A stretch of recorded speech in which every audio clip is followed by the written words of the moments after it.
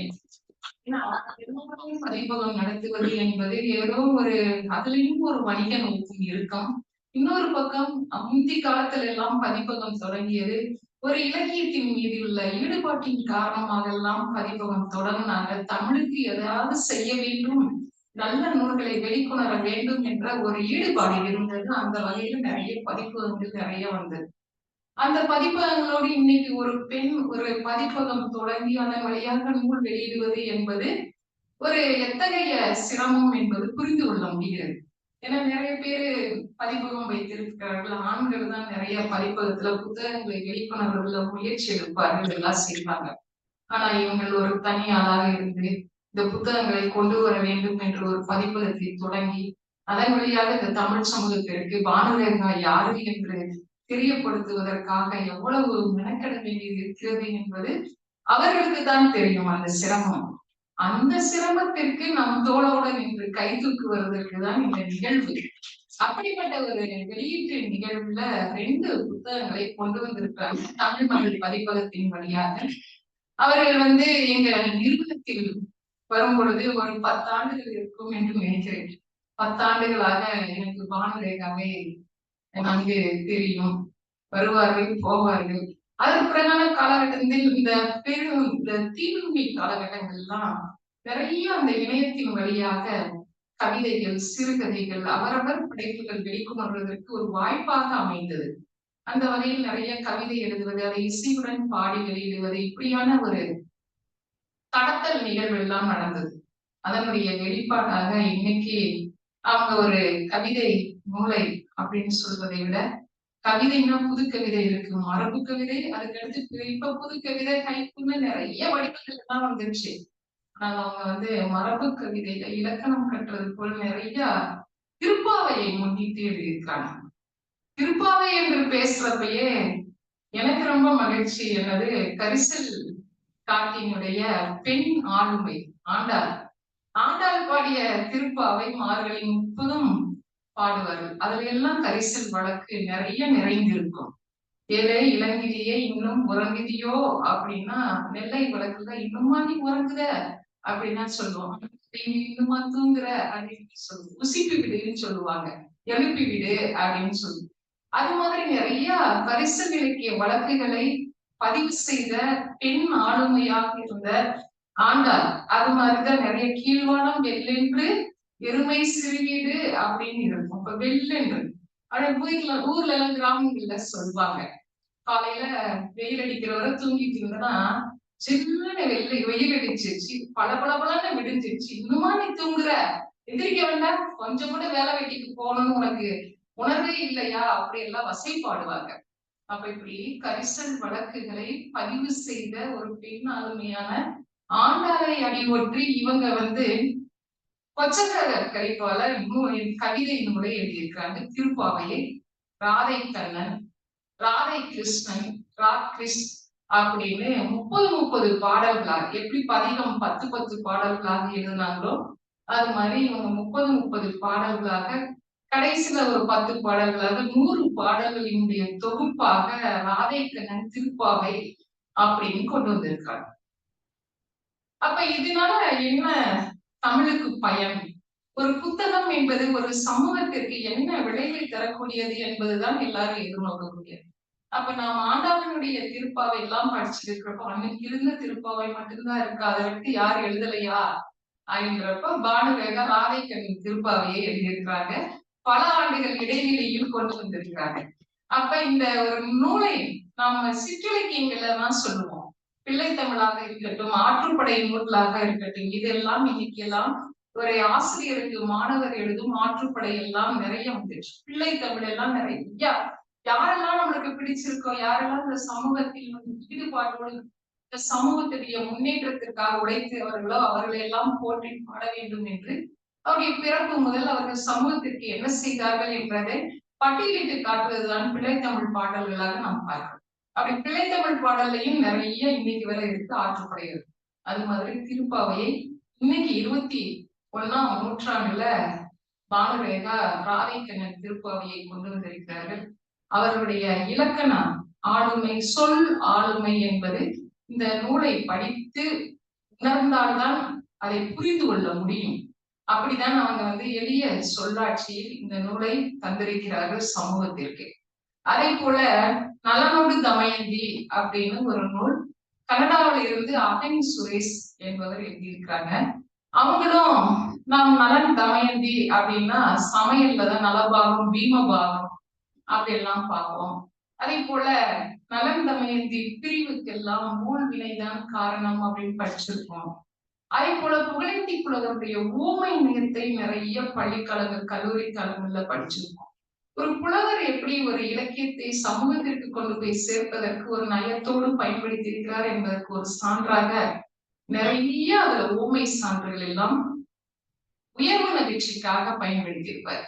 அப்படி நலனோடு தமயந்தி என்ற நூல்ல எப்படி நலனும் தமயந்தியுடைய சந்திப்பு நிகழ்ந்தது, காதல் மலர்ந்தது, மனம் இருமனம் எப்படி இணைந்தது, அதற்கு பிறகு ஊழ்வினையால் எப்படி பிரிவு வந்தது, இதையெல்லாம் ஒரு கதையாக படிக்கும் அளவு எளிய சொல்லாட்சியில் இந்த புத்தகத்தை நலனொரு தமயந்தி அப்படின்ற நூலை கொடுத்திருக்கிறாங்க.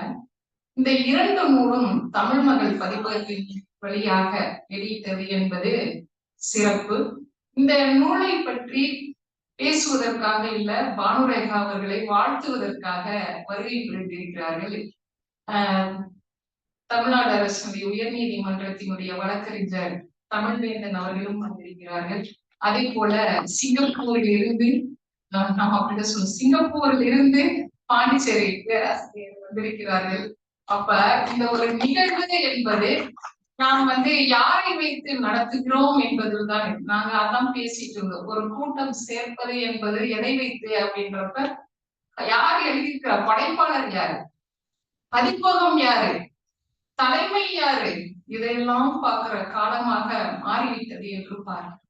இத்தனைக்கும் மேலாக ஒரு நூலை கொண்டு வருவது என்பது எப்படி ஒரு தாய் 10 திங்கள் சுமந்து கருவை சுமந்து பிள்ளையை பெற்றெடுக்கிறாளோ அதை போலத்தான் இந்த நூல் இந்த சமூகத்திற்கு என்ன பயனை விளைவிக்கும் என்பதை நினைத்து நினைத்து பாவாக இயற்றி எதையாவது செய்திட மாட்டோமா என்ற ஒரு தன்முனைப்பில் இந்த நூலை 2 நூலையும் கொண்டு வந்திருக்கிறார்கள் பானுரேகா அவர்கள். அவர்களுக்கும் இந்த தமிழ் மகள் பதிப்பகம் இன்னும் பல சிறந்த நூல்களை வெளியிட்டு தமிழ் சமூகத்திற்கு ஒரு பெயரை நிலைநாட்டும் வகையில் அவருடைய பதிப்பகம் உலகெங்கும் போய் சேரும் வகையில் நடந்து கொண்டிருக்கிறது என்றால் அதுதான் ஒரு பெண்ணுக்கு கிடைத்த மகிழ்ச்சியாக பார்க்கிறோம். அதுவும் இந்த பிப்ரவரி திங்கள் 3ஆம் தேதி பேரறிஞர் அண்ணாவினுடைய நினைவு நாளாக இருந்தது. அதை பற்றியே நாம் பேசிக்கொண்ட நேரத்தில் பேரறிஞர் அண்ணா 100ஆண்டு நூலகத்தில் முதல் காலடியை எடுத்து வைத்திருக்கிறார்கள். அதனால அவருடைய எண்ணமும் ஈடேற அவருடைய எழுத்து பணியும் பதிப்பு பணியும் சிறக்க வாழ்த்து கூறி விடைபெறுகிறேன். நன்றி, வணக்கம். பேராசிரியர் முனைவர் நான் சுரட்னாமா அவர்களுக்கு என்னுடைய மனமார்ந்த நன்றி கலந்த வணக்கத்தை உண்டாக்கி வணங்குகிறேன். சிறப்பு செய்ததற்காக அவருக்கு என்னுடைய பொன்னாடியை கொடுத்து மகிழ்கிறேன்.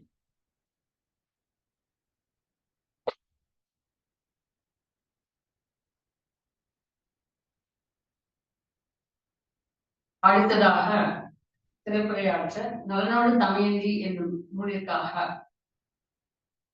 பாண்டிச்சேரியிலிருந்து பேராசிரியர் முனைவர் கோவி மாசமணி ஐயா அவர்கள் வருகை புரிந்திருக்கிறார்கள். அவர்கள் இப்போது அந்த நூலுடைய சிறப்பை வழங்குவார்கள் என்று கேட்டுக்கொண்டு வருக வருக வருக வருக என்று வரவேற்கின்றேன். வருக ஐயா.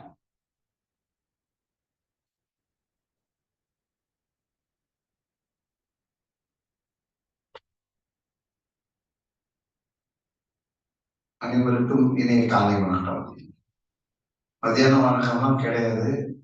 தமிழ்ல மதிய வணக்கம் பாத்தீங்கன்னா நம்முடைய வாட்ஸ்அப் எல்லாமே மதிய வணக்கம், மாலை வணக்கம், இரவு வணக்கம். வணக்கம் தான் பொது சொல். அதுதான் நம்முடைய தமிழ் பண்பாடு. அந்த பண்பாட்டோடு அனைவருக்கும் வணக்கத்தை தெரிவித்துக் கொள்கின்றேன். இந்த நிகழ்விலே மிக சிறப்பாக ஒரு தலைமை உரை என்று சொல்வதை விட தலைமைத்துவமான ஒரு உரையை சென்றிருக்கின்றார்கள் தமிழர்கள். அவர்கள் உண்மையிலேயே உலக தமிழ் ஆராய்ச்சி நிறுவனத்தில் இருக்கக்கூடிய தகுதிக்கு உரிய ஒரு பேராசிரியர் என்பதை அந்த வகையிலே அவருக்கு என்னுடைய வாழ்த்துக்களையும் பாராட்டுகளையும் தெரிவித்துக் கொள்கிறேன். தமிழ்வேந்தன் அவர்கள் நீதித்துறையில தமிழ்நாடு அரசு வழக்குரைஞராக இருந்து கொண்டிருக்கின்றார். அவரும் இந்த நிகழ்விலே அடுத்த நூலை பற்றிய ஒரு ஆய்வுரை என்று சொல்வதை விட நாம் இப்போது அம்மா அவர்கள் சொன்னது போல எல்லாருமே வாழ்த்துறை தான். இது ஆய்வுரை என்று நாம் முடியாது. ஏன்னா நீங்க படித்து பார்த்து ஆய்வு செய்ய வேண்டும். நாம படித்து பார்த்து அதில் இருக்கின்ற ஒரு சில விஷயங்களை நல்ல விஷயங்களாக இருந்தாலும் கொஞ்சம் அது நமக்கு இடர்பாடு அல்லது நம்முடைய மனசை உறுத்துகின்ற ஒரு செய்திகளாக இருந்தாலும் அதை நாங்க நாசுக்கா சொல்லணும். அவ்வளவுதான். உண்மையிலேயே புத்தகத்திலே தவறு இருக்குமானால் அந்த புத்தகத்தின் தன்மையை, அந்த தவற்றை ஒரு விமர்சகர் என்ற முறையிலே அவர் சுட்டிக்காட்ட வேண்டும். ஆனால் இன்றைக்கு அப்படியெல்லாம் நடக்கத்தில்லை. ஏன்னா இப்ப அவங்க எங்களை எல்லாருக்கும் அழைத்து இந்த புத்தகத்தை பற்றி சில விஷயங்களை சொல்லுங்க, பேசுங்க அப்படின்னு சொல்லும் பொழுது இருக்கின்ற தவற்றை நாம் சுட்டி காட்டினா அடுத்த புத்தகத்துக்கு எனக்கு கூப்பிட மாட்டாங்க. அதனால ஒரு விஷயம் இது இன்று இவங்களுக்குன்றதுல எல்லாருக்குமே ஒரு இது. ஆனால் உண்மை என்னவென்றால் நாம 100க்கு 100% 100க்கு 100 எல்லாருமே சரி என்று ஏற்றுக்கொள்வது நம்முடைய மனம் எப்போதுமே போகாது. எங்காவது ஒரு தப்பு இருக்கும் அப்படின்னு நம்ம கண்டுபிடிப்போம்.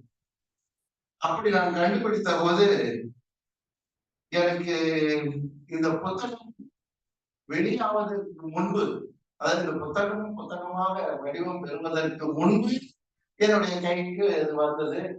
அந்த அறிந்துரை எழுதும் பொழுது அப்பொழுது என்னுடைய மனதில் பட்ட சிலவற்றை நான் அம்மையாரிடம், வானரேகா அவர்களிடம் சொல்லி அந்த சில சின்ன சின்ன திருத்தங்களை எல்லாம் நான் செய்திருக்கிறேன்.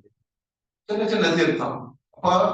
இப்போ இது உண்மையிலேயே நான் 100க்கு 100 முழுமை பெற்ற ஒரு தவறு இல்லாத அனைவரும் படித்து மகிழக்கூடிய ஒரு நூல் என்று நான் உறுதியாக சொன்னேன்.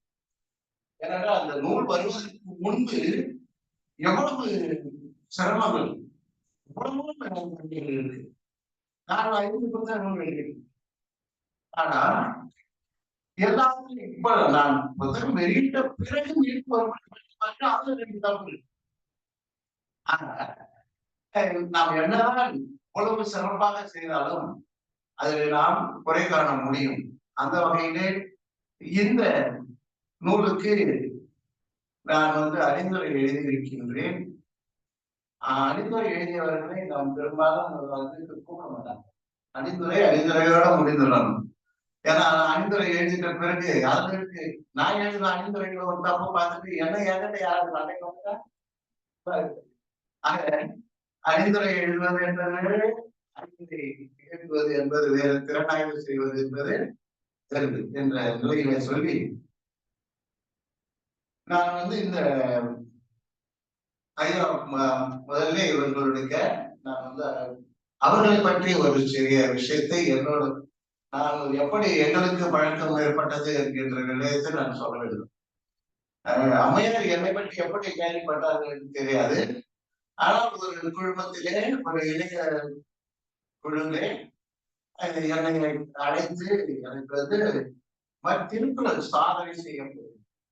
திருக்குறள் பற்றிய சாதனை. அதுல 1330 குறளையும் வேண்டாம், முதல்ல 133 அதிகாரம். ஒவ்வொரு அதிகாரத்துக்கும் ஒரு மரம் கருது. இது இங்க நம்முடைய இந்த நூலாசிரியர் இந்த அகனி சுரேஷ் அவர்களும் அம்மையார் அவர்களும் நடத்தினார்கள். தொடர்ந்து நடத்தி கொண்டே இருந்தார்கள். அப்போ அவங்கதான் என்கிட்ட நீங்க ஒரு மரம் கவிதை எழுதி பாடுங்க ஏன்னாங்க. எனக்கு அப்போதான் அந்த இதுவே வந்தது. நான் வந்து சிங்கப்பூரில் இருக்கும் பொழுது நிறைய பணியாளர்களே கலந்து இருக்கின்றேன். ஆனா இங்க வந்த பிறகு எனக்கு வெளிநாட்டு செல்ல வாய்ப்பு கிடைக்கும். அதுதான் உண்மை. அப்ப அந்த முதலாக எனக்கு வெளிநாட்டு தொடர்பு ஏற்படுத்தி அந்த ஒரு இலக்கிய தொடர்பை எனக்கு உருவாக்கி கொடுத்தவர்கள் அம்மையார் பாலரேகா அவர்கள். அவர்களுக்கு என்னுடைய மனமார்ந்த நன்றியை தெரிவித்துக் கொள்கிறேன். அது அந்த தொடக்கத்தில் அந்த புள்ளியில் ஆரம்பித்ததுதான். பிறகு படிப்படியாக நாங்க பல விடயங்களை பேசினோம். அகிலேஷ் சுரேஷ் ஐயா அவர்களுடைய இந்த நிகழ்ச்சிகளெல்லாம் நம்ம கலந்து கொண்டு இருந்தோம். அவங்க புதுச்சேரிக்கு வந்தாங்கன்னா எனக்கு போன் பண்ணுவாங்க, இந்த மாதிரி வந்து இருக்கிறாங்க அப்படின்லாம் போன் பண்ணாங்க. அவங்களே நாங்க ஆக இப்படி தமிழால் ஒரு உறவு ஏற்பட்டது. அதே போல இல்ல கனடாவில் இருந்து அகிலேஷ் சுரேஷ் அவர்கள் என்று எனக்கு அறிமுகமாகி என்னை பேச வைத்து கவி பாட வைத்து அந்த உலக சாதனை நிகழ்வுகளை எதையும் ஈடுபடுத்தியதற்காக அவருக்கு நான் நன்றி சொல்ல கடமைப்பட்டேன். இதுதான் வந்து நம்ம தொப்புக்கொடி உறவு என்று நம்ம சொல்றோம் இல்லையா, இதுதான் தொப்புக்கொடி உறவு. தமிழ் தொப்புக்கொடி உறவு எங்கே ஆரம்பிக்கின்றது? நாம பல முறை சொல்லிட்டு இருப்பாங்க, மேடையில எல்லாம் அரசியல்வாதிகள் பேசுவது என்பது வேற, அது தொப்புக்கொடி உறவு இல்லை. அது உண்மையிலேயே அது தொப்புக்கொடி உறவாக அவர்கள் பேசுவதில்லை. அரசியல் ஆதாயத்திற்காக அதை பயன்படுத்திக் கொள்கிறார்கள் என்றுதான் சொல்றேன். நான் சொல்றேன், அது என்னுடைய தனிப்பட்ட கருத்தாக இருந்தாலும். ஆக அந்த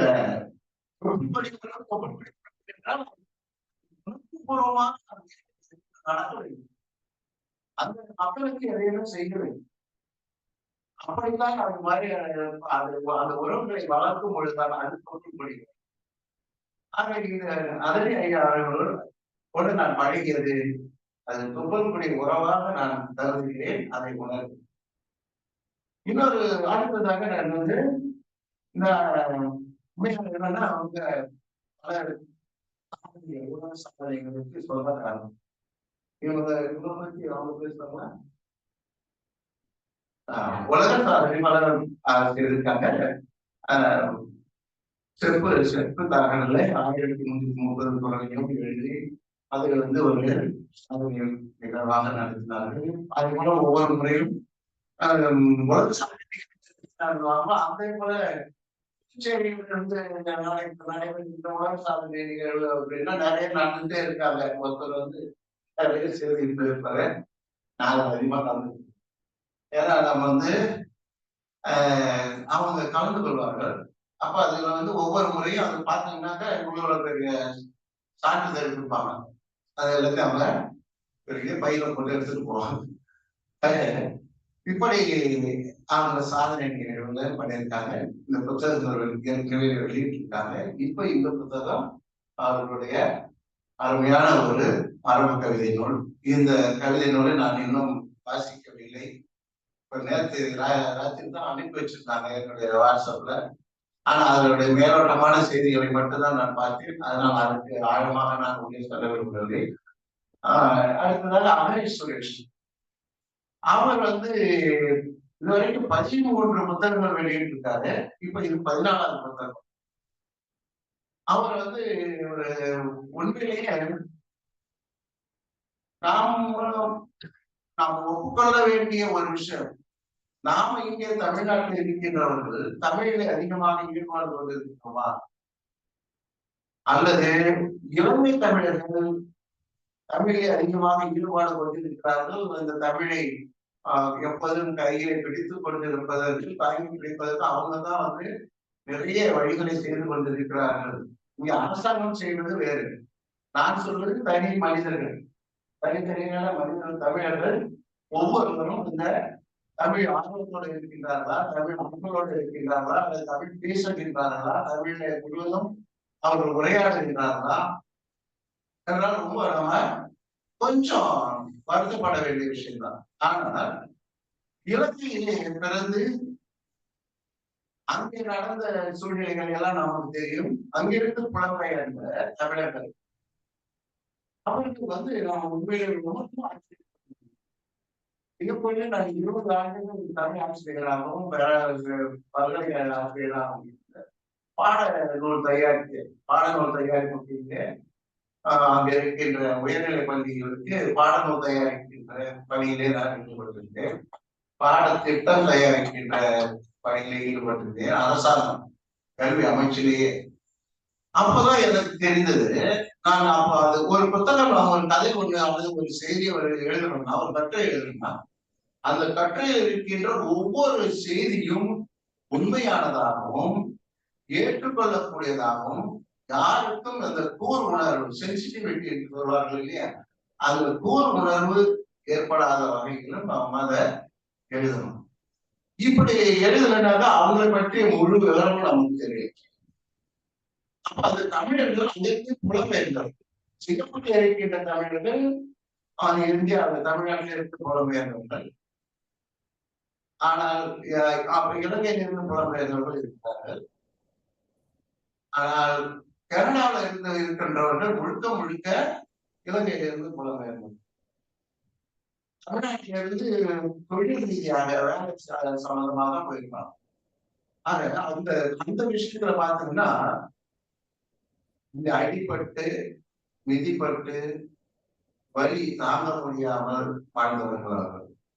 அந்த வரியையும் தாங்கிக் கொண்டு வேதனையையும் சுமந்து கொண்டு புலம்பெயர்ந்து அங்கே செல்லும் பொழுது அங்கே அவர்களுடைய சூழ்நிலையே வேறு.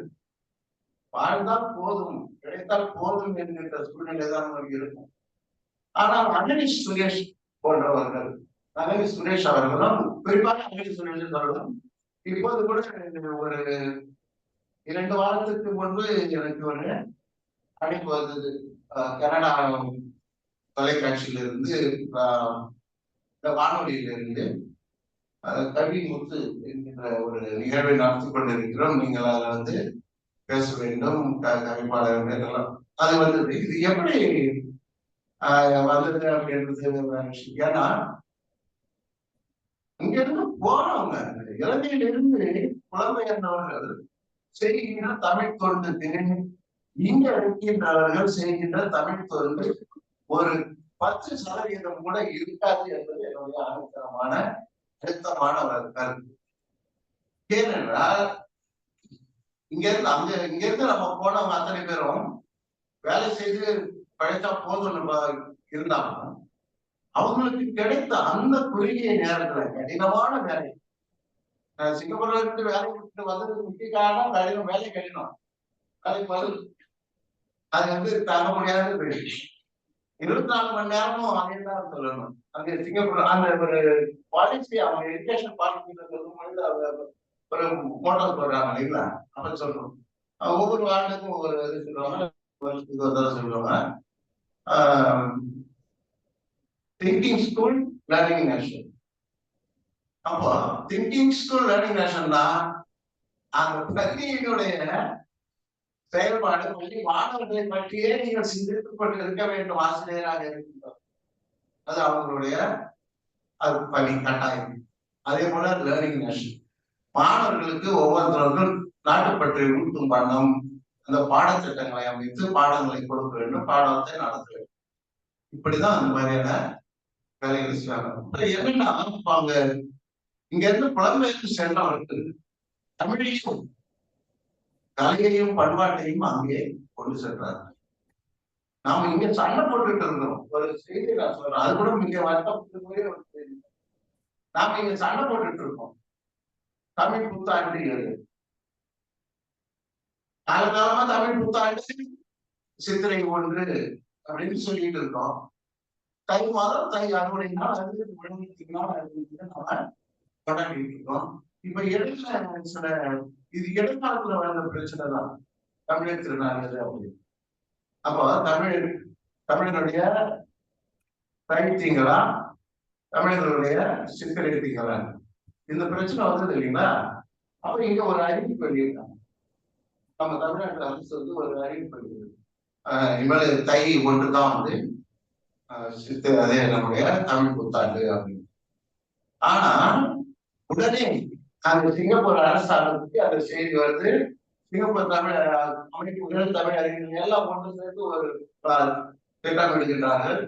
அப்ப அவங்க சொல்றாங்க, ஏங்க இந்த ஆட்சி வந்தா இந்த செய்தி சொல்லுவாங்க, தை ஒன்றுன்னு சொல்லுவாங்க, அடுத்த ஆட்சி வந்தா சித்திரை ஒன்றுன்னு சொல்லுவாங்க.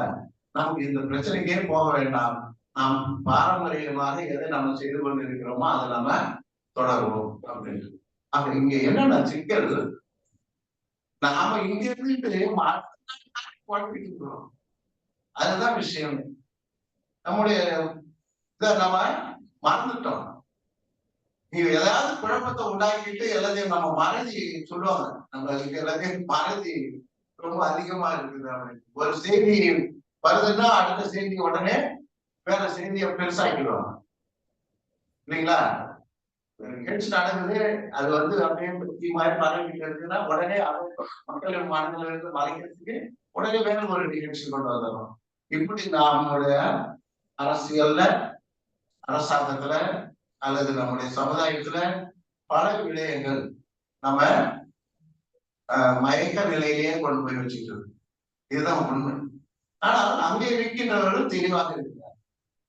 புலம்பெயர்ந்து சென்றாலும் அந்த தமிழையும் தமிழ் கலாச்சாரத்தையும் பண்பாட்டையும் பேணி காப்பதிலே அவர்கள் தலை சிறந்து இருக்கின்றார்கள். அந்த வகையிலே இங்கிருந்து அந்த மன வழியோடு சென்ற அகனி சுரேஷ் அவர்கள் இந்த தமிழ் பணியை மிக சிறப்பாக செய்து கொண்டிருக்கின்றார். அவர்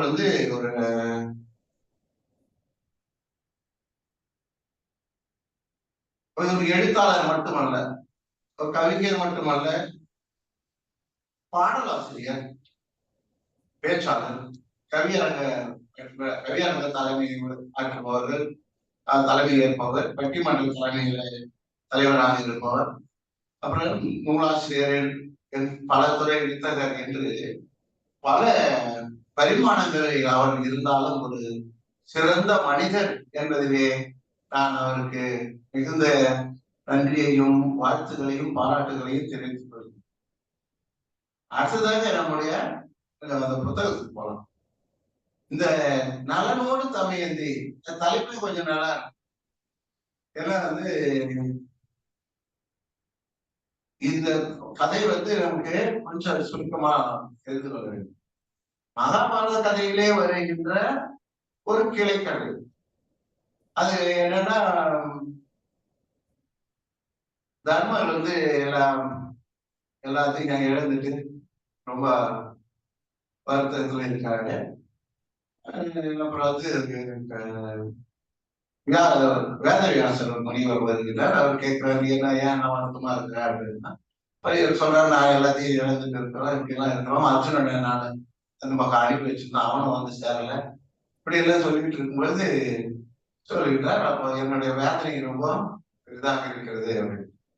அப்போதுதான் அவரு அந்த தர்மருக்கு உபதேசம் பண்ணுவது போல, எப்படி கீதை உபதேசம் மாதிரி இதுவும் தர்மருக்கு உபதேசம் பண்றாங்க. ஆனா அந்த உபதேசம் ஒவ்வொன்றும் சாதாரணமா இப்படிலாம் இருந்தா தெரியாத தத்துவார்த்தமாக இருக்கிறோம். எல்லாமே தத்துவ கருத்துகள். என்ன தத்துவம்? ஒரு செயல் இருக்கு, அந்த செயலோட இன்னொரு செயலை நம்ம ஒப்பிட்டு சொல்கின்ற அந்த ஓமை. நீங்க இது சொல்ற அங்க பெரிய விஷயம் நடந்தது அப்படின்ட்டு சொல்றாங்க. சொல்றது உனக்கு நலன் கதையை அப்பதான் அவரு சொல்கின்றார். உன்னை விட ரொம்ப கொடுமையெல்லாம் அனுபவிச்சவன் நலன் இல்லைங்களா? அவனுக்கு கதையை நீ அதே போல நீ சூதாடி தோற்றது எனக்கு அவமானம் என்று நினைக்கிற இல்லையா? இது மாதிரி ஏற்கனவே நிறைய நிகழ்ச்சி நடந்தது. அதுக்கு நலனே ஒரு உதாரணம். அவன் இந்த மாதிரி சூதாடி தோற்றவன் தான். அதனால தோற்றது மட்டுமல்ல, அவன் வேதனைகளை வழிகளை எல்லாம் அனுபவிக்கணும் அப்படின்னு அதுல சொல்லிட்டு வர்றாங்க. அவர் சொல்றாரு, வேத சொல்லிட்டு வர்றாரு. ஆனா இப்படி அந்த கதையை கொண்டு போற அப்பா நலனுடைய அப்பா வீமன் வராரு. சாரி, தமையந்தியுடைய அப்பா வீமன் தமையந்தியை பார்த்துட்டு மிக வளர்ந்து இருக்கின்றால், நல்ல அழகாக இருக்கின்றால், சரி இவளுக்கு நாம திருமணம் செய்து வைக்க வேண்டும் என்று சுயமரம் ஏற்பாடு செய்கிறார்கள். அந்த சுயமரம் எப்படி நடக்கிறது என்பதெல்லாம் மிக சுவாரஸ்யமாக அழகாக. ஏன்னா அது எல்லாரும் தலைமை மாதிரி நிறைய பேரை உட்கார வச்சுட்டு அவரை போய் தேட சொல்லுவாங்க. அப்ப கேட்கும் பொழுது தேவர்கள் ஏற்கனவே நலனுக்கு இங்க வந்து காட்டமாக இருக்கின்றது எழுதியிருக்கின்றார். நல்ல வெண்பாவை. அப்ப அதுல வந்து முதல் வந்து திருமணம், அது அந்த திருமண காண்டம். அடுத்தது வந்து கலி தொடர் காண்டம். கலி என்றால் துன்பம், துன்பம் தொடர்கின்ற காலம். கலியில என்னத்தை சொல்றாங்க அப்படின்னாக்க சனி பகவானதான் சொல்றாங்க. சனிவன் வந்து சனி பகவான் வந்து அவரை தொட்டுட்டதால அவருக்கு வந்து இந்த மாதிரியான கஷ்டங்கள்லாம் வந்தது, இடர்பாடுகள்லாம் வந்தது அப்படின்னு அவர்கள் சொல்கிறார்கள்.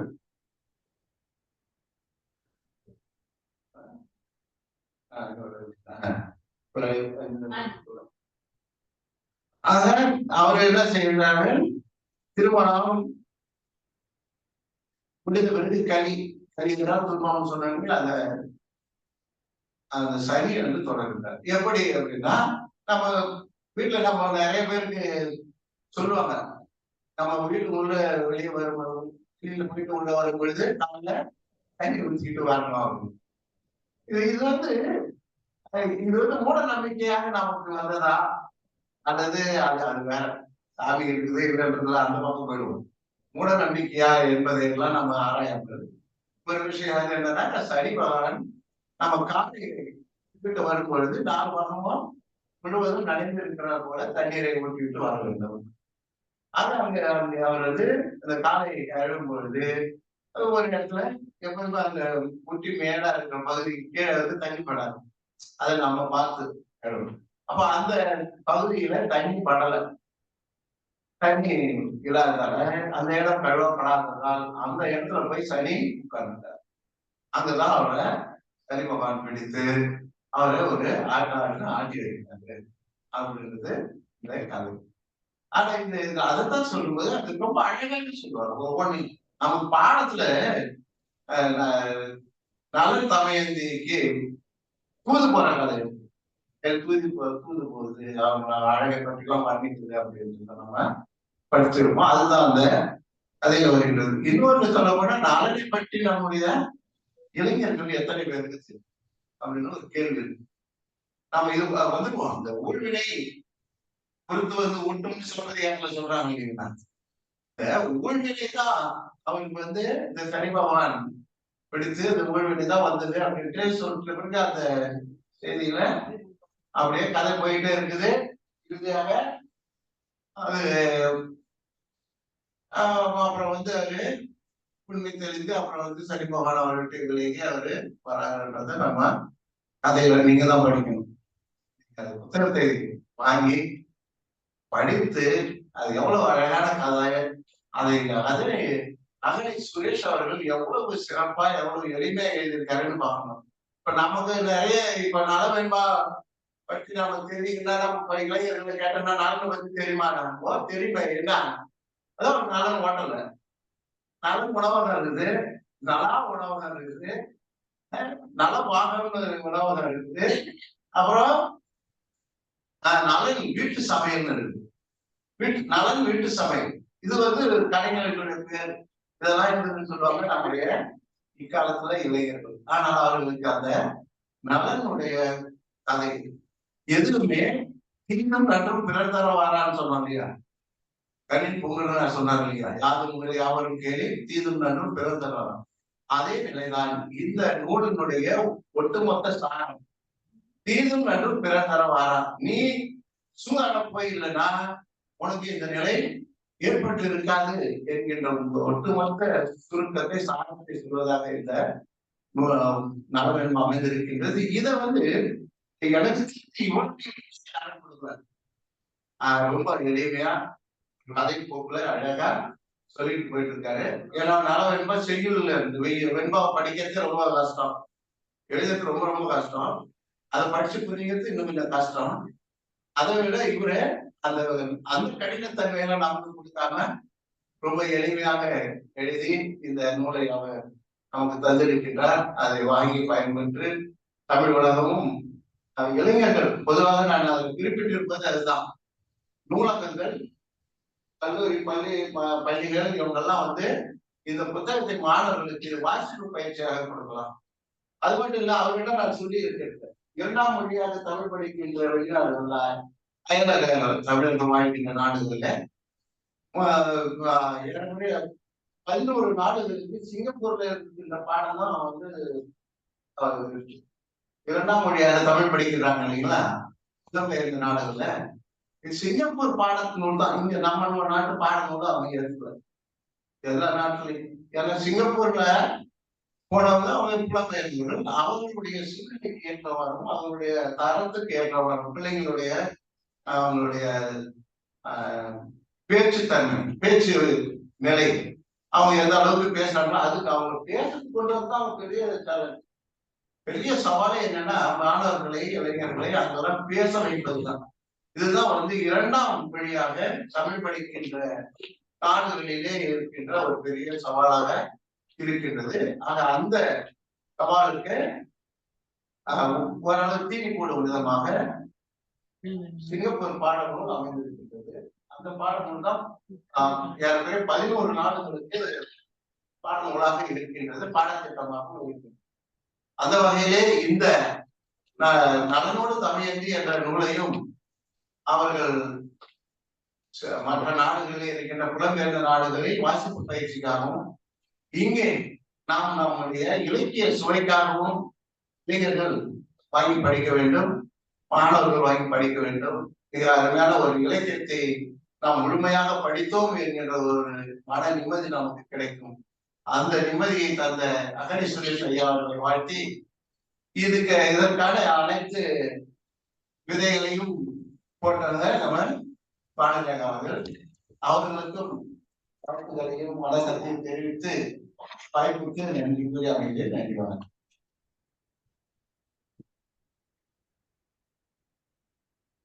நலனோடு தமிழந்தி என்ற நூலுக்கு சிறப்புரை வழங்கிய பேராசிரியர் முனைவர் கோவி மாசாமணி ஐயா அவர்கள் பாண்டிச்சேரியிலிருந்து வந்து இந்த நிகழ்ச்சியை சிறப்பு செய்தமைக்காக அவர்களுக்கு மிகவும் நன்றி உரித்தாக்குகின்றேன். இந்த நேரத்தில் அவருக்கு பொன்னாடை கொடுத்து நிகழ்ச்சி அளிக்கின்றேன்.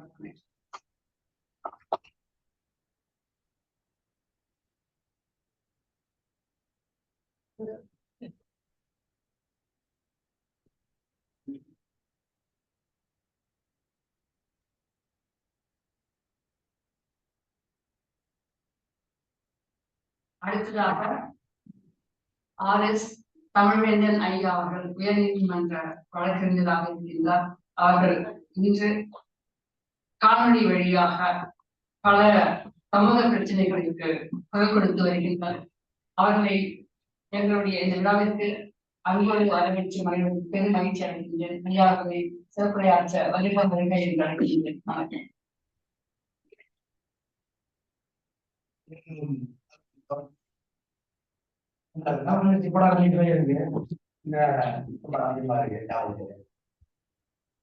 காலையில பால் கொடுக்கலாம் பண்ணி ரொம்ப சந்தோஷம் தெரியப்படுறாங்க. காலையில அதிகாலையில ஒரு நைட்டு 1 மணில இருந்து ஒரு திரைப்படம் 2 மணி நேரம் திரைப்படம்.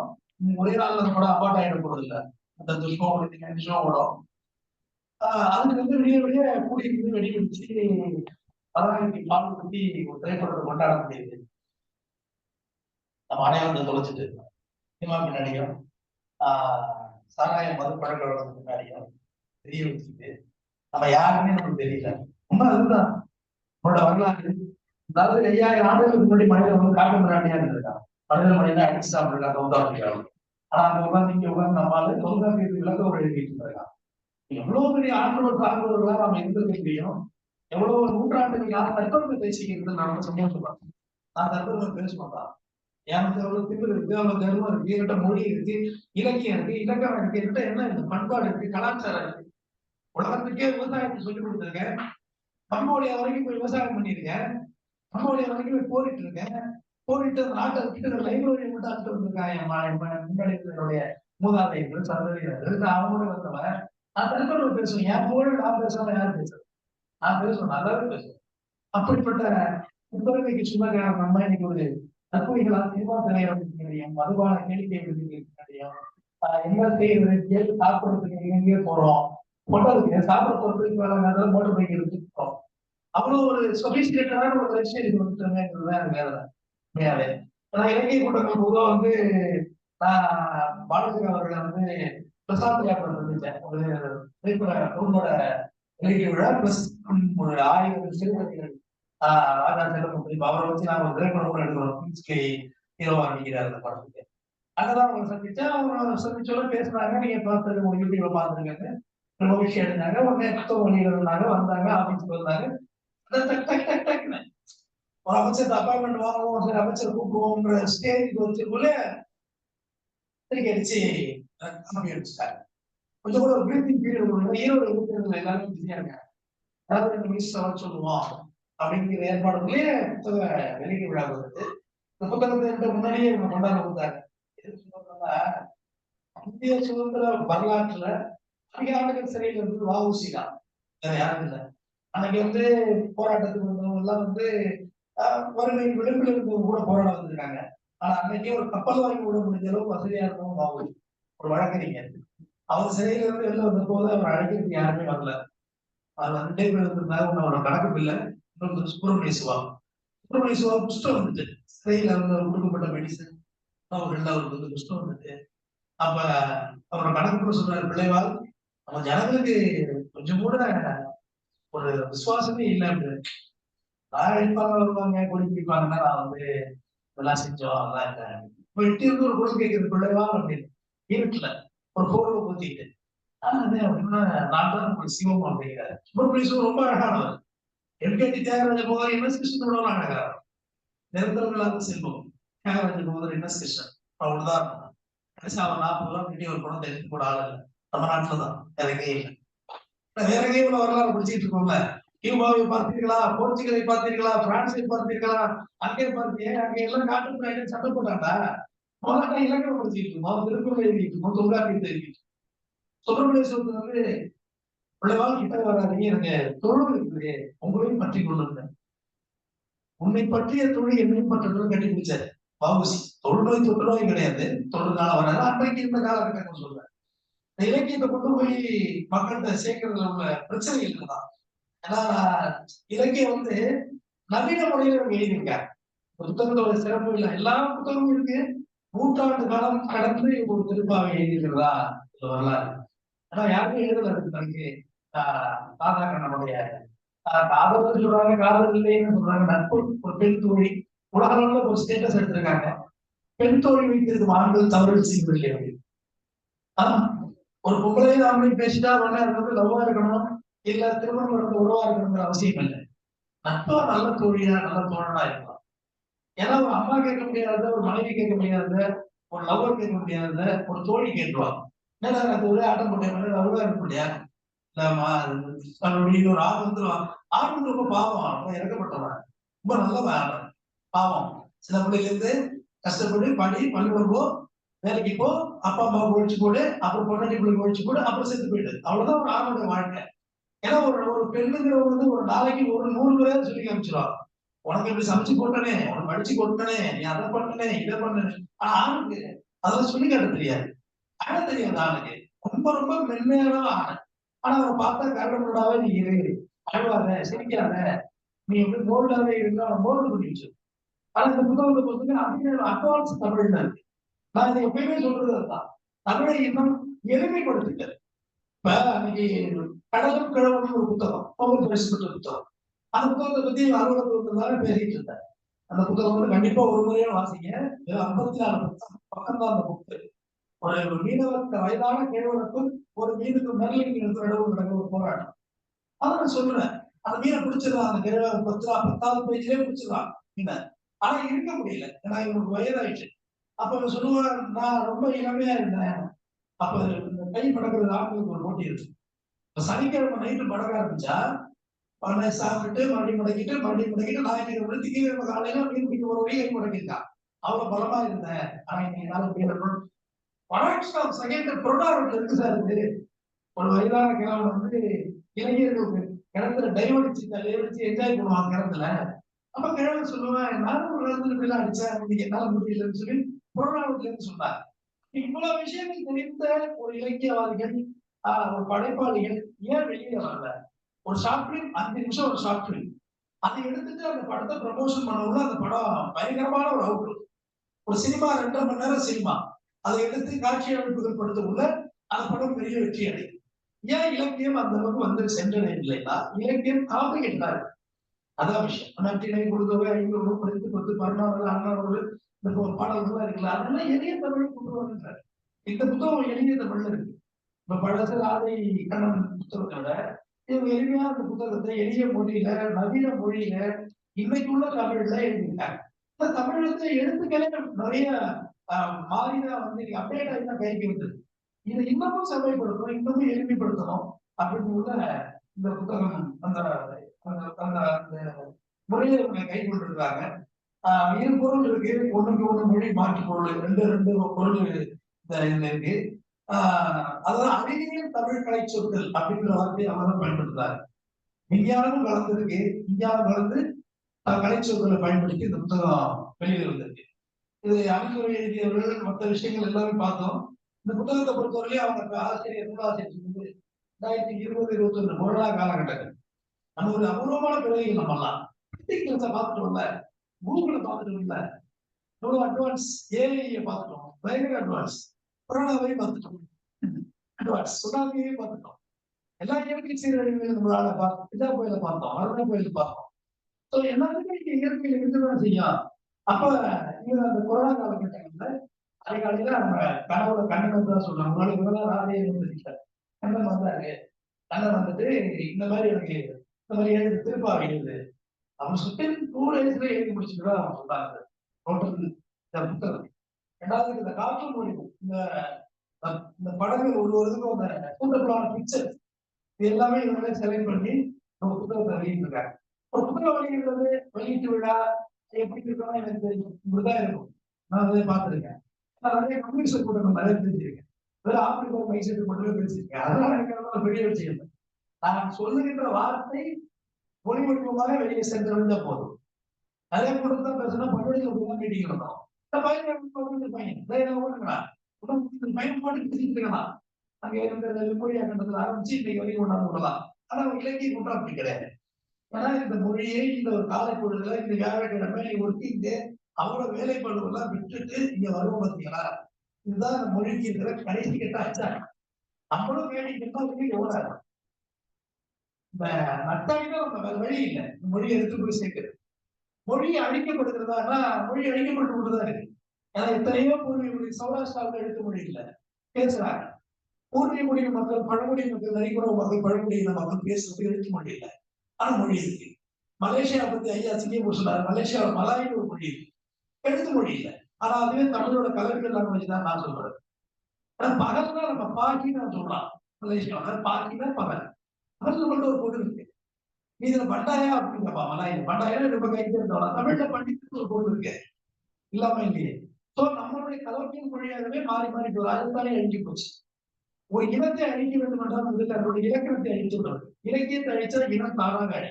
இப்ப நம்மள ஆல்மோஸ்ட் அழிஞ்சுதான் போயிருக்கும், இதோட மாற்றுக்கிறதுலாம் கிடையாது.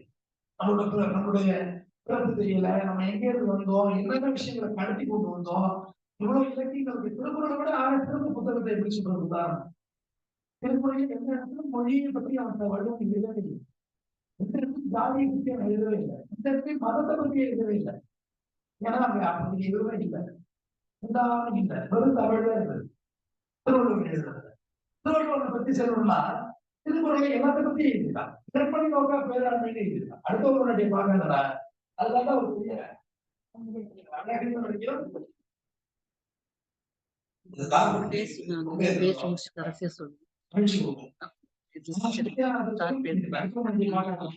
பெரிய நண்பன் கலவையில் விமர்சனத்தை பத்தி சொல்லாத விஷயங்களே இல்லை. ஆனா அவன் ஒரு விஷயத்தை பத்தி சொல்லவில்லை, கற்பழிப்பை பற்றி சொல்லவில்லை வள்ளுவர். ஏன்னா அந்த காலகட்டத்துல கற்பழிப்பே இல்லை நாட்டுல. கணவன் பத்தி சொல்லியிருக்கேன், எல்லாத்தையும் கருவூராவை பத்தி சொல்லியிருக்கா, சொல்லாத அதிகாரமே இல்லை. கணவனுடைய ஊழலை பத்தி சொல்லியிருக்கா, இவ்வளவே சொன்ன ஒரு வள்ளுவர். கற்க கசடரை கற்றதை கற்றவை நிற்க அதற்கு 1300 குழந்தை இல்லாத ஒரே சிறப்பு இந்த குழந்தை ஒரே ஒரு துணைக்கால் கிடையாது. இந்த குழந்தை படிச்சுட்டுனா எவன் உதவியும் தேவையில்லைன்னு தான் வந்து சொன்னான். அப்ப அப்படிப்பட்ட அறிவார்ந்த சமுதாயமா, வேளாண்குடி சமுதாயமா, ஜாதியினது பேரும் இல்லாம வாழ்ந்து வந்து ஒரு நம்ம குடிகள், நம்ம குடிகள் ஆயிட்டோம்ங்கிறது அது அர்த்தமா வேற அவ்வளவு பெரிய லார்ஜஸ்ட் ஃபேமிலி நம்ம வந்து கேட்கறோம். 26 எழுத்து தான் ஏபிசி, அதை வச்சுதான் காலம் ஓடிட்டு இருக்கு. டீனா அவன் தான், ஷீனா அவன் தான். தமிழ் அப்படி கிடையாது. வாங்க போகிற பண்பு தமிழ்ல மட்டும்தான் இருக்கு. எந்த நாட்டிலும் எல்லாமே அவன் இவங்கிற பொருள் தான் இருக்கு. தமிழ்ல தான் அவன், அவர்கள், அவங்க, அது பல பரிணாமமான ஒரு வார்த்தை உள்ளது நம்மளுடைய மொழி. அப்ப அந்த வகையில இந்த பாரதிகா அவர்களை பத்தி சொல்லணும்னா, அவன் வாங்கியிருக்க விருதுகளை பார்த்தா ஒரு பேஜுக்குள்ளாவே இருக்கு. அதை படிச்சு காட்டுறதுனால ஒரு நாள் வேணும் போடுது. நான் கம்பராமாயணத்துல ராவணனுடைய பலத்தை சொல்லக்குள்ள தோளோடு தோல் நோக்க 4 படம் கழியுமான்னு கம்பர் சொல்லியிருக்காங்க. ஒரு தோல் ஃப்ரேம்ல இருந்து இன்னொரு தோல் ஃப்ரேம் பார்க்க 4 படம் கழியுமா. ஆனா எவ்வளவு பெரிய குற்றமா இருக்கணும் அவனோட மிகை சொல்லி மேகத்தை ஒரு கையால் குலுக்கி விட்டு மேகத்தை குடிச்சு ஒத்தரையில குலுக்கி விட்டான். ஏழை நிறைய குளித்து விட்டு ஒட்டாம் நிறைய குளித்து விட்டு நீ தலையற்று தண்ணீரில் இந்த வையம் நனைய நீ தலை தட்டான ராவணன் தலையற்றான வையம் பூமியே நடந்து போமா மழையில. அப்ப எவ்வளவு ஒரு எக்ஸாமினேஷன் தான். எக்ஸாமினேஷன் எவ்வளவு அழகா சொல்ல முடியுமோ அவ்வளவு அழகா சொல்லியிருக்காங்க. அது மாரி பாரதிகா அவர்களுடைய வரலாறு, அவங்களுடைய வாங்கிய விருதுகள் அதெல்லாம் சொன்னா எக்ஸாமினேஷன் தான் ஆகும். நான் முகச்சொல்லிக்கெல்லாம் தெரியல, மைக்காண்டிதான் சொல்ற தேவையில்லை, எல்லாம் சொல்றோம் தானா. ஆனாலும் ஒரு பெண்ணுன்னு இல்லை, பெண்ணுனா வெடிக்க சிக்ஸாங்க. அதனால பெண் எல்லாம் ஒன்று ப்ரமோஷன் பண்ண வேண்டாம். ஒரு சக மனுஷியா இன்னைக்கு இருக்கிற இந்த பொருளாதார ஓட்டத்துல தினந்தரம் சம்பாதிக்க வேண்டியா இருக்கு, தினந்தரம் சாக வேண்டியா இருக்கு. ஒரு நாள் சாக்கடலாம் இல்லை, தினந்தரம் துவைக்கிறது, நிற்கல் போலும் இருத்தலும் இறந்தல் போலன்னு சொல்றாங்க. அப்படி நல்ல சொல்றானா இல்லையா? இவ்வளவு ஒரு சூழல்ல ஒரு இலக்கியத்தை எடுத்து அதை எடுத்து கிராம பார்த்து, தப்பு பார்த்து, மிஸ்டேக் பார்த்து, ப்ரூஃப் பார்த்து, அதுக்கு அடிப்படை கொடுத்து இது மாதிரி அட்டை செலக்ட் பண்ணி ஒரு புத்தகம் அப்படி இப்படிதான் வரணும்னு இருக்கு. பார்த்தீங்களா? ஒரு குழந்தை அப்படி இல்லை, குழந்தை தானாவே மோல்ட் ஆயிடும். இதுல ஒரு சிறிய நீர்த்தாமை அளவு தான் நீங்கள் தானும். ஆனா ஒரு முகா மூளை வச்சு, கிட்னி வச்சு, கண்ணு வச்சு, மூக்கு வச்சு, மூளைக்கு மேல மூளை வச்சு, எல்லாத்தையும் வச்சு, நெஞ்சுல பொய்யை வச்சு, வெந்தயத்தை வச்சு பிள்ளையா குழந்தை கடமை வரை வச்சுதான் அவருக்கு குழந்தை வெளியே வரக்குள்ள. ஆனா ஒரு புத்தகம் அப்படி இல்லை, நீங்க உருவாக்கணும். Every page, every full stop, every comma நீங்க உருவாக்கணும். உருவாக்கினாதான் ஒரு புத்தகம் அவுட்டு கிடைக்கும். ஆனா நம்ம தானா உருவாக்கணும். கருமுட்டை ஆயிட்டனால நம்ம குழந்தையா வந்துருவோம். 9 மாசம் 9 மணி நேரம் 9 நிமிஷத்துல நம்ம நாராத்த நாயிலிருந்து நம்ம பிரசவிச்சிருக்கோம். நம்ம புத்தகம் பிரசவிக்கிறது அவனை ஈஸி கிடையாது. ஏன்னா எல்லாரும் பத்தி ஒரு புத்தகம் எழுதிடலாம் போட்டுடலாம் அப்படின்னு. ஆனா நீங்க ஈஸியே இல்லை. நானே எழுத ஒரு புத்தகம் 10 வருஷமா 100 பக்கத்துக்கு டாக்டர்கள்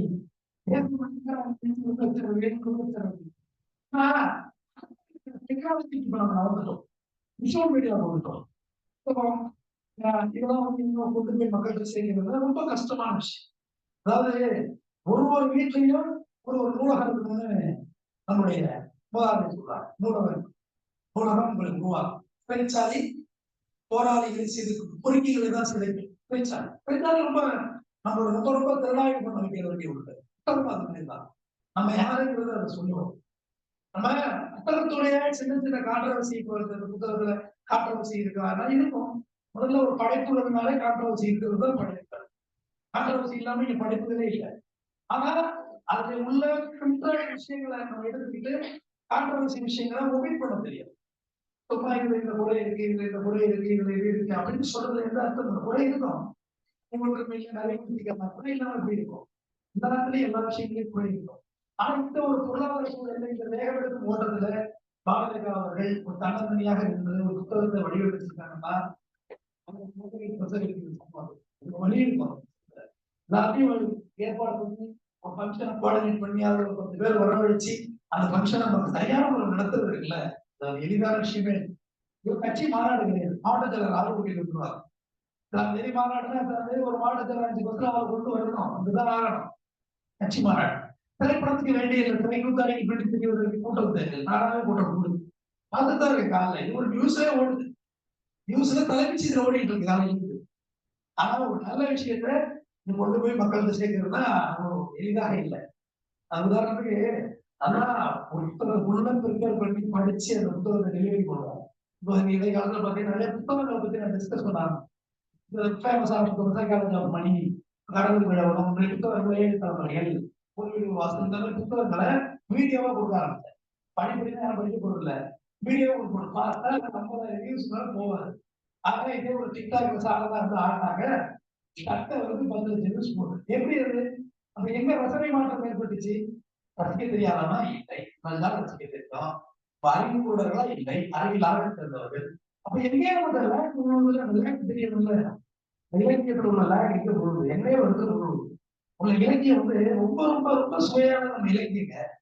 இலக்கியத்தோட அது வந்து அதை சேவை பண்ணா அந்த இலக்கியம் பிடிக்கும். இப்ப ஐயா வந்து நல்ல பத்தி சொன்னார். நலபாக சக்கரவர்த்தி லேடிஸ் தான் சமைக்கும், சமையல் சமையல் இல்ல, ஆம்பளை தான் சமையக்காரன், பங்கு இல்லை. ஆண் தான் சமையல்ல கிடைக்காத ரொம்ப திறமை நலபாக சக்கரவர்த்தி. அது போல கண்ணியை பத்தி ஐயா எடுத்தாரு. நான் சொல்லுவாருன்னு எதிர்பார்த்தேன். அன்னைக்கு பாட்டியம்மன் போய் சண்டை போடுறான்.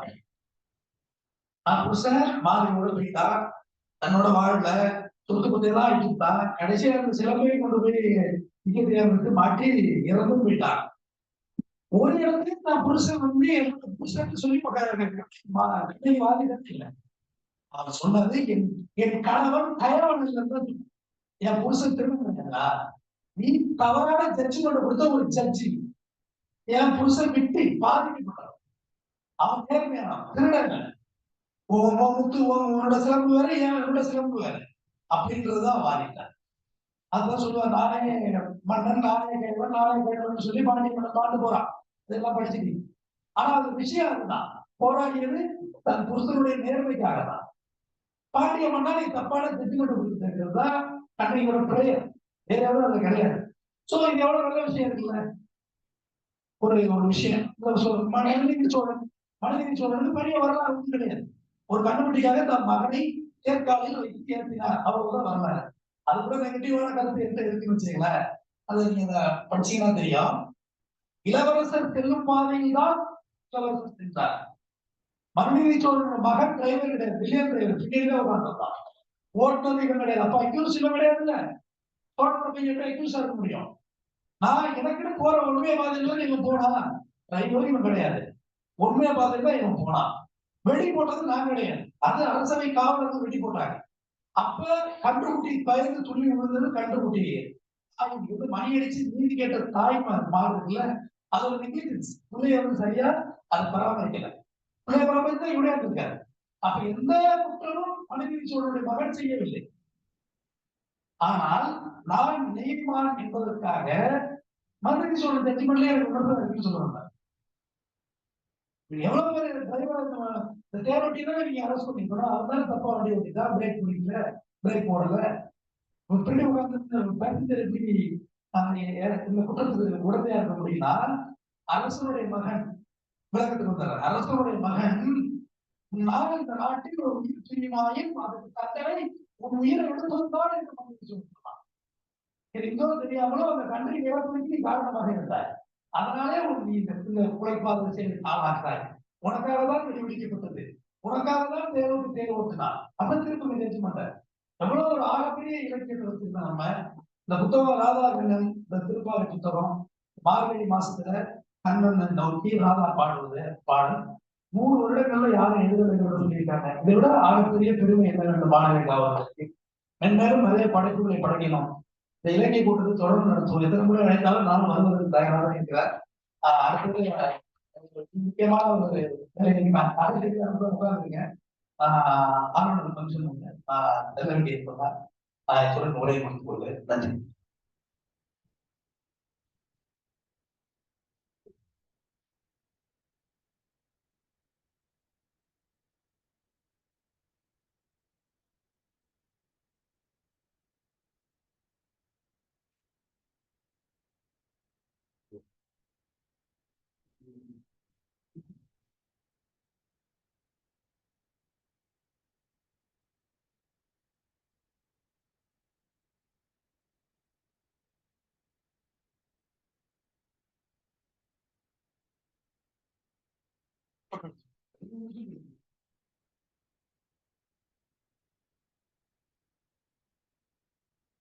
என்னுடைய இன்னும் வெளியிடாத இந்த நூல் மெய்தல் பெண்பால் புலவர்கள் என்கின்ற இந்த நூலை தலைமை பேச்சாளர்களுக்கு நான் வழங்குகிறேன். பரவாயில்ல.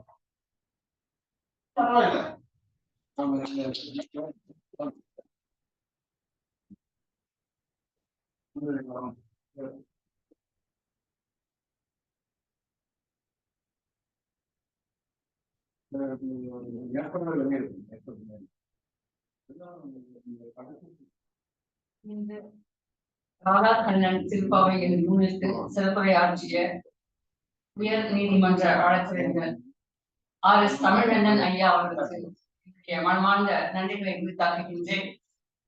ஐயா அவர்கள் வழக்கறிஞராக இருந்து நான் என்னை கண்டு அவர்களுடைய குரல் வளத்தையும் அவர்களுடைய தமிழ் ஆட்சியையும் ஆளுமையையும் கண்டு நான் மிகவும் மகிழ்ந்திருக்கின்றேன். அதை அவருக்கு நேரடியாக தெரிவித்திருக்கின்றேன். அந்த வழக்கறிஞரை நான் இலக்கு அறிஞராக பார்க்க வேண்டும் என்று என்னுடைய மனம் ஆசைப்படுகிறது. அதை மனதில் வைத்து இந்த நிகழ்ச்சிக்கு அழைத்தேன். செஞ்சிடலாம் நான் சொல்லி ஒப்புதல் கொடுத்தாரு. அதே மாதிரி பேராசிரியர் முனைவர் நான் சுரட்நாமா அவர்களும் இந்த நிகழ்ச்சிக்கு செஞ்சிடலாம் நான் வந்துடுறேன் அப்படின்னு சொல்லி சொன்னாங்க. அதே மாதிரி சொன்னபடி வந்துட்டாங்க. எல்லாவற்றுக்கும் மேலாக சிங்கப்பூரில் பணியாற்றி ஓய்வு பெற்ற பாண்டிச்சேரியிலிருந்து நமக்கு இந்த நிகழ்ச்சிக்காக சிறப்பு தலைமை வகிக்க வந்திருக்கின்ற கோவி மாசமணி ஐயா அவர்களுக்கும் மிகவும் நன்றி பாராட்டி வணக்கத்துடன் நன்றிகளை உரித்தாக்குகின்றேன். அகடிஸ்வேஷ் அவர்கள் சார்பாகவும் இங்கே உள்ள பேராசிரியர் பெருமக்களுக்கு நான் அவருடைய நன்றியை உரித்தாக்குகின்றேன். சிறப்புரையாட்சியாளர்களுக்கு என்னுடைய பொன்னடியை கொட்டி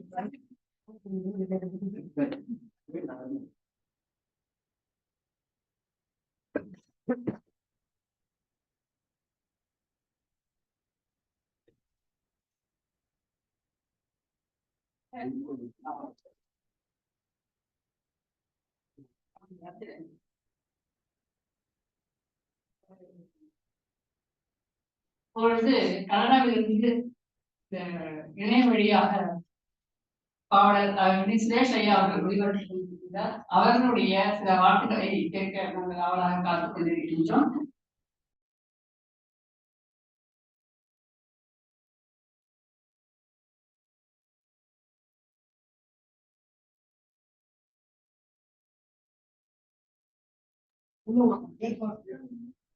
சார் நீங்க பேசலாம் சார்.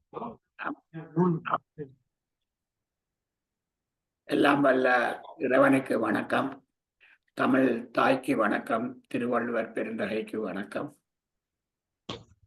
பேராசிரியர் சே பான்ராகா அவர்களினுடைய ராதா கண்ணன் திருப்பாவை அத்தோடு எனது ஆக்கம் ஆகிய நலனோடு தமையந்தி ஆகிய 2 நூல்களின் வெளியீட்டு நிகழ்வில் கலந்து சிறப்பித்துக் கொண்டிருக்கும் உங்கள் அனைவருக்கும் எனது அன்பான வணக்கம்.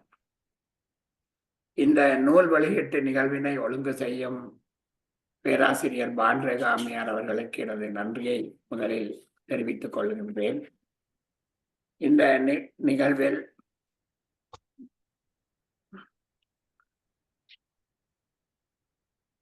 தலைமை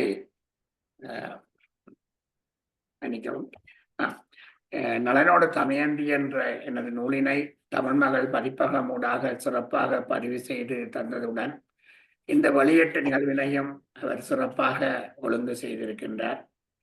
இந்த நிகழ்வினை தலைமையேற்று சிவனே பணியாற்றிய உலகத்தமிழ் ஆராய்ச்சி நிறுவனத்தை சென்னை இணை சார்ந்த பேராசிரியர் நான் சுலோசினா அம்மையார் அவர்களுக்கும் எனது நன்றியை தெரிவித்துக் கொள்கின்றேன்.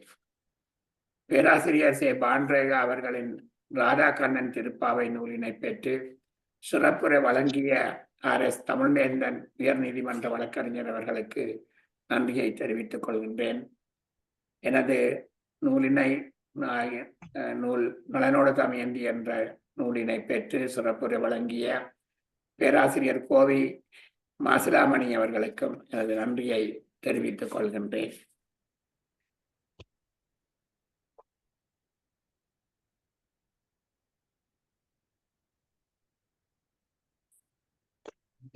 இந்த நிகழ்வில்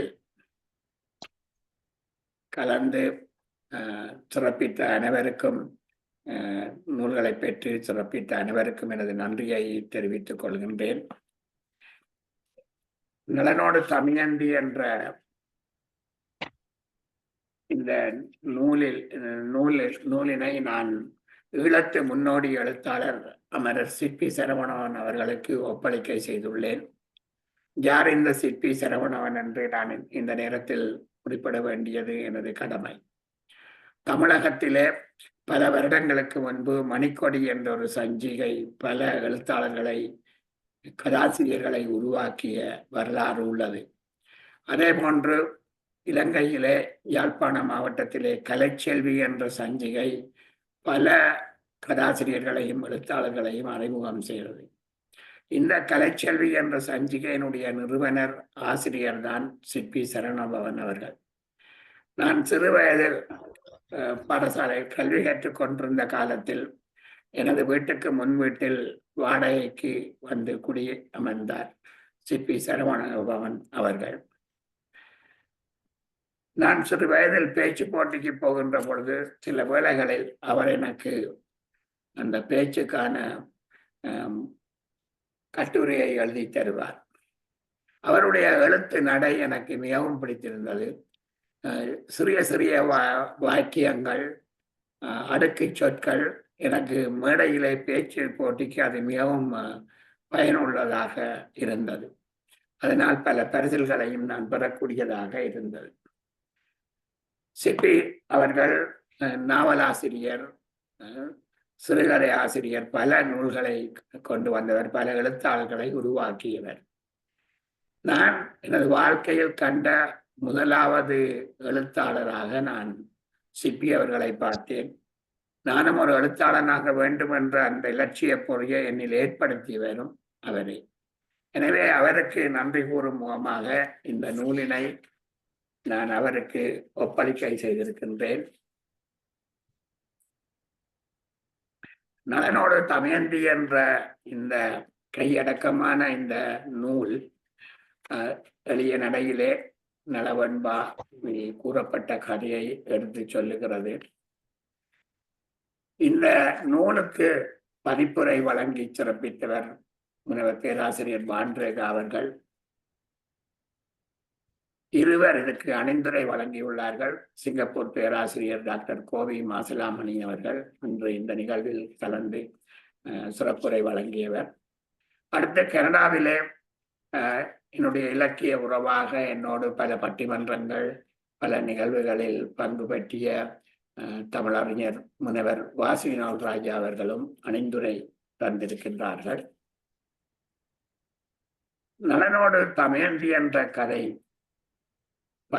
பலருக்கும் தங்களுடைய பாடசாலை காலத்தில் எவ்வாறு ஒரு உந்துதலை ஏற்படுத்தியதோ அதுபோல இந்த நலவன்பா கதை எனக்கும் எனது கல்லூரி காலத்தில் மிகவும் ஒரு பிடித்த கதையாக அமைந்தது. வெண்பா வடிவம் கொண்ட செய்யுட்களில் காணப்பட்ட வர்ணனைகளும் சந்தை சிறப்பும் காதல் உணர்வுகளும் நலவன்பா என்ற இலக்கியத்தை படிப்பதில் பலருக்கும் ஆர்வத்தை தூண்டுவது உண்மையே. அதுபோன்றே எனக்கும் அது ஒரு தாக்கத்தை, விருப்பத்தை ஏற்படுத்தியது. சில வருடங்களுக்கு முன்பு நலனோடு தமயந்தி என்ற ஒரு தொடர் கட்டுரையை எழுதி வந்தேன். 10 மாதங்கள் வரை தொடர்ந்த அந்த கட்டுரையை நூல் வடிவத்தில் செதுக்கி நூலாக கொண்டு வந்தேன்.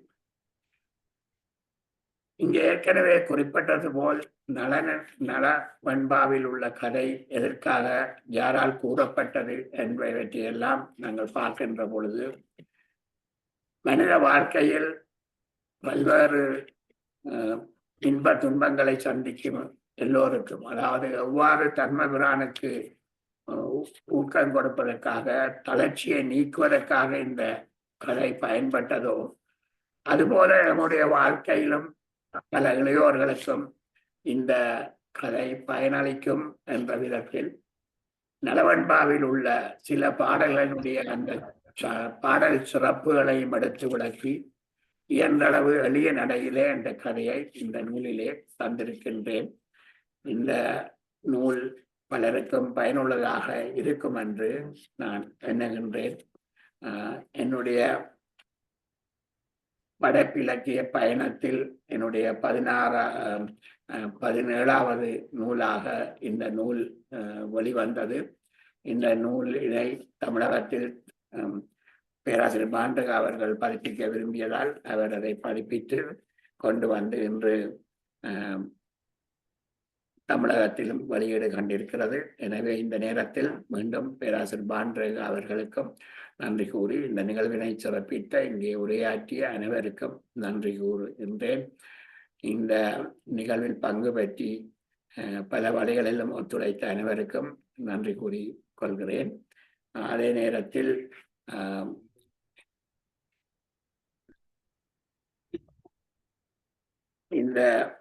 இந்த ஆண்டு இந்த 2025ஆம் ஆண்டு உங்கள் அனைவருக்கும் சிறப்பான ஆண்டாக அமைய எல்லாம் வல்ல இறைவனை வேண்டி பிரார்த்தித்து விடைபெறுகிறேன். இங்கு மேலும் இந்த நிகழ்வில் உரையாற்ற யாரும் இருந்தால் அவர்களுக்கும் எனது நன்றியை முன்கூட்டியே தெரிவித்து விடைபெறுகிறேன். இங்கே நான் நிற்கிறேன் சிலரால் இந்த நிகழ்வில் கலந்து கொள்ள முடியவில்லை. அவர்களுக்கும் அவர்கள் முயற்சித்திருப்பார்கள். அவர்களுக்கும் இந்த நேரத்தில் சம்மதித்து இருந்தார்கள். எனவே அவர்களுக்கும் வர முடியாவிட்டாலும் அவர்களும் இந்த ஏதோ ஒரு வகையில் ஒத்துழைப்பு நல்கி இருப்பார்கள். அவர்களுக்கும் நன்றி கூறிக்கொள்கிறேன். நன்றி, வணக்கம்.